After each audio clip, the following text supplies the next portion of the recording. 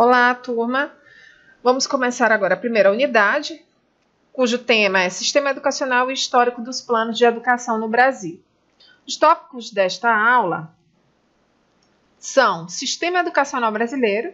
Nós vamos discutir um pouco esse conceito de sistema, discutir um pouco o papel do Estado, o significado, o uso dos termos, referente a esse termo, sistema educacional, e o percurso histórico dos planos de educação no Brasil e sua materialização pela Lei de Diretrizes e Bases da Educação Nacional, que é a Lei 9394 de 1996.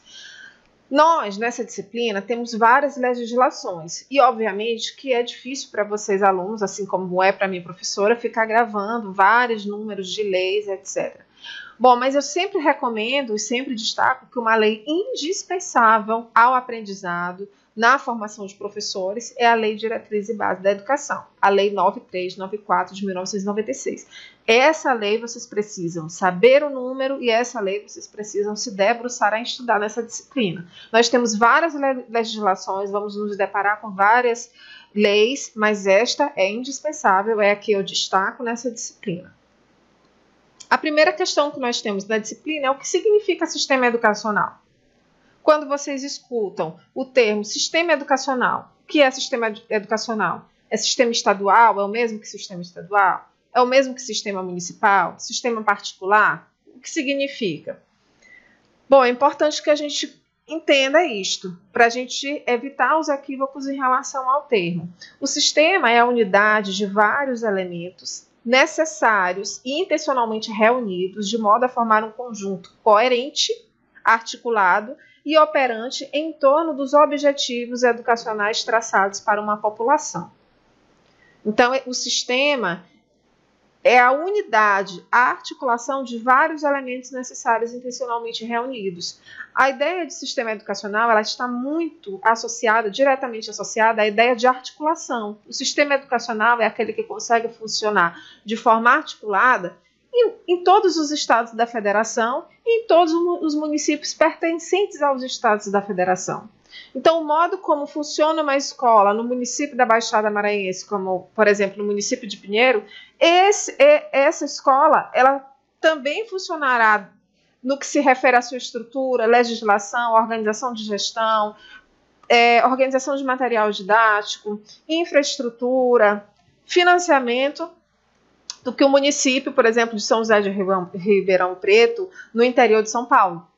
Então, o sistema dá essa unidade, articulação, padrão.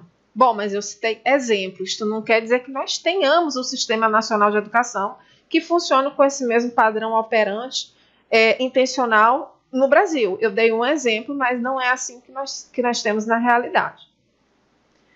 O que significa elementos intencionais no sistema? Porque o sistema explicita valores intencionais, concepção de educação. O que significa isso? O que significa elementos intencionais? Elementos intencionais significa a explicitação de concepção de educação, de valores. O sistema implica a organização sobre normas próprias e comuns aos sujeitos que integram a educação. Então, são elementos intencionais porque eles demandam planejamento, eles demandam racionalidade, eles demandam sistematização de objetivos, organização de normas próprias e comuns aos sujeitos que integram a educação. Quem são esses sujeitos? Esses sujeitos vão de alunos, docentes, gestores, funcionários da escola, os trabalhadores da educação de modo geral. A comunidade escolar interna e a comunidade escolar externa, que aí é a família dos nossos alunos, é a comunidade onde essas escolas estão situadas. O conceito de sistema educacional, no que se refere a quem estipula as normas que se organizarão dentro do sistema educacional. Quem estipula? O Estado. Por isso, só se pode pensar em sistema do ponto de vista público. Não é possível a gente falar de Sistema Nacional de Educação privado. Se o Estado é aquele responsável, do ponto de vista constitucional, do ponto de vista legal, por garantia do direito à educação, é ele também o responsável por fazer operar, funcionar esse sistema. Há uma confusão sobre o termo sistema, né, que se fez ao longo da história. A Constituição Federal tinha um entendimento. A primeira Lei de Diretrizes e Bases, que foi em 1961, tinha um outro entendimento sobre o sistema. E a atual lei, que é a 9394 de 1996, apresenta um outro conceito de sistema. Obviamente que essa confusão conceitual em relação à compreensão do que é sistema de educação reflete também na dificuldade de se organizar, de se operar, né, de sistematizar no país a organização desse sistema, né, nacional de educação. O conceito de sistema educacional, por exemplo, ele é compreendido do ponto de vista da entidade administrativa. Ele é compreendido como federal, estadual, municipal, particular. Do ponto de vista do padrão, em oficial, oficializado ou livre. Do ponto de vista do grau de ensino, em primário, ensino fundamental, médio, superior. Do ponto de vista da natureza do ensino, em comum ou especial. Do ponto de vista dos ramos de ensino, em comercial, industrial, agrícola, ensino técnico, profissional. Sistema para designar determinados procedimentos. Aí nós temos vários, o sistema De Crolles, sistema Montessori, sistema Dalton, sistema positivo, sistema construtivista, né? E aí vários outros sistemas que estão sempre surgindo, né, do ponto de vista de procedimentos metodológicos. Então, eu coloquei algumas imagens sobre que se refere a esse marketing, essa propaganda de diferentes sistemas de ensino. Então, nós temos aí um uso bastante polissêmico, né, sobre o termo sistema. Então, é lógico que esse uso polissêmico nos causa confusão sobre o entendimento do que é o Sistema Nacional de Educação. Compreender a organização do sistema educacional, bem como sua função dentro da política educacional, é fundamental. Eu diria imprescindível para o entendimento de qual papel cada ator desempenhará no cenário de execução do planejamento traçado. Qual a relação entre sistema e plano? Ambos estão intimamente relacionados. O plano é um instrumento de política educacional.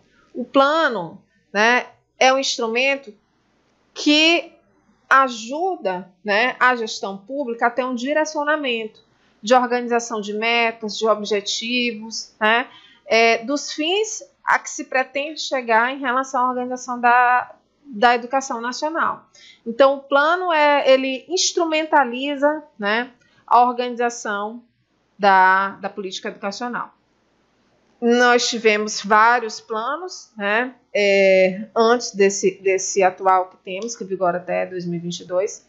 Nós tivemos o primeiro plano, por exemplo, que marca a política educacional brasileira, em 1932, com o movimento dos pioneiros da educação nova, que lançam um manifesto dos pioneiros, onde lá eles traçam vários objetivos, várias reivindicações, né, para a educação nacional. Então, isso traz um marco para a história da educação brasileira, que demarca aí o traçado do primeiro Plano Nacional para a Educação Brasileira, não do ponto de vista da organização do Estado, não do ponto de vista do governo, mas da sociedade civil mesmo organizada, né, que se mobilizou em prol da educação pública para debater a democratização, a expansão da educação pública, e lançam esse documento, né? Depois desse, nós tivemos outros documentos. Esse plano dos pioneiros da educação nova, em 1959, ele é mais uma vez convocado, né? Nós tivemos o Plano Decenal de Educação para Todos, em 1990, e tivemos aí sua elaboração traçada pelo MEC e seguiu orientações aí da Declaração Mundial de Educação para Todos, que foi realizada de 5 a 9 de março de 1990 em Jomtien, né, na Tailândia. Esse plano ele marca profundamente aí as prioridades, né, da política educacional brasileira para, né, os anos de 1990, impactarão, obviamente, as décadas posteriores dos anos 2000 atual, né? A prioridade que é destacada nessa conferência é que os países da América Latina devem priorizar o ensino fundamental. Isso traz um impacto, obviamente, à educação infantil e ao ensino médio. E quem é que deu estas determinações da Conferência Mundial da Tailândia? Quem é que diz que os países da América Latina precisam priorizar mais detidamente o ensino fundamental? É o Banco Mundial. O Banco Mundial dá as cartas no que se refere ao financiamento, a destacar as prioridades, né, da educação em países, né, da América Latina, América do Sul, né, porque daí se estabelecem vários acordos de segurança nacional, de governabilidade financeira, né. Então o plano foi formulado em objetivo pragmático de atender às condições internacionais de obtenção de financiamento para a educação. Então, é o Banco Mundial que dá esses destaques. E aí a imagem do Manifesto dos Pioneiros da Educação e a ideia de plano, que é destacada aí em 1932, aí na imagem a presença de Anísio Teixeira, né, e outros pioneiros da educação que tiveram aí um protagonismo importante nesse debate nos anos 30.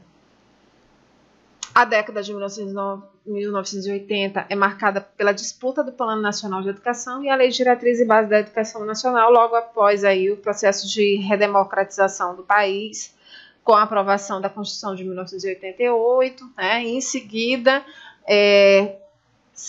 a sociedade civil organizada ela se mobiliza para disputar várias outras leis, né? E entre essas leis, a Lei de Diretrizes e Base da Educação Nacional.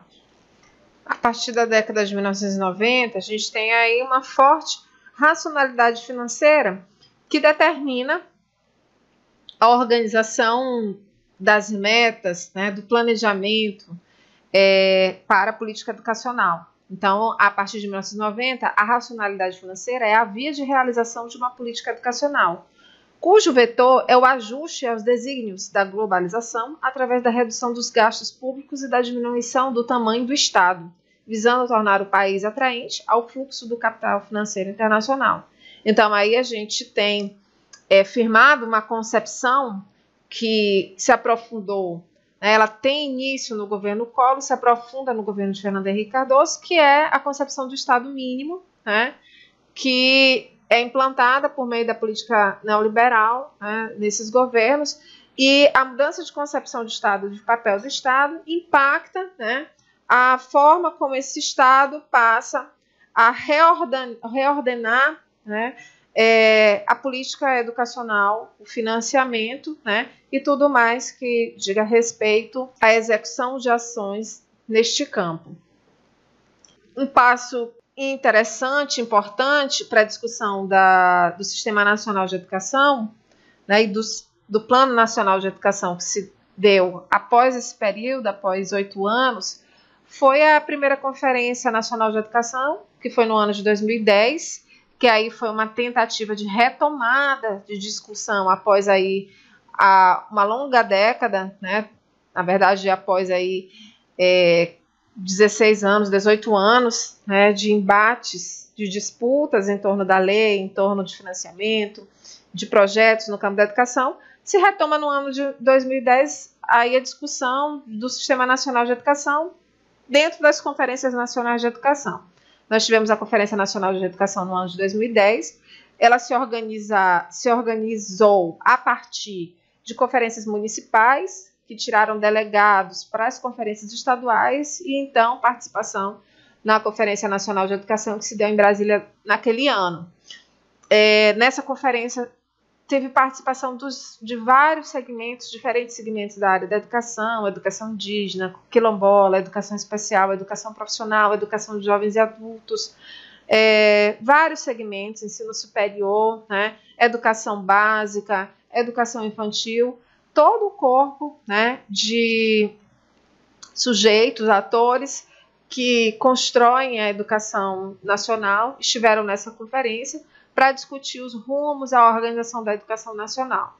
Então, a primeira conferência foi realizada no ano de 2010, depois no ano de 2014, e teve-se a pretensão de discutir a conferência de 2018, que aí já foi interrompida pela própria conjuntura que se viveu nos anos anteriores, de 2016, 2017, né, de crise política e econômica, impacta na organização desse debate que vinha sendo sistematizado desde 2010. E lógico, né, que o impacto dessa crise, ela interdita também a discussão que vinha se realizando em relação ao Sistema Nacional de Educação.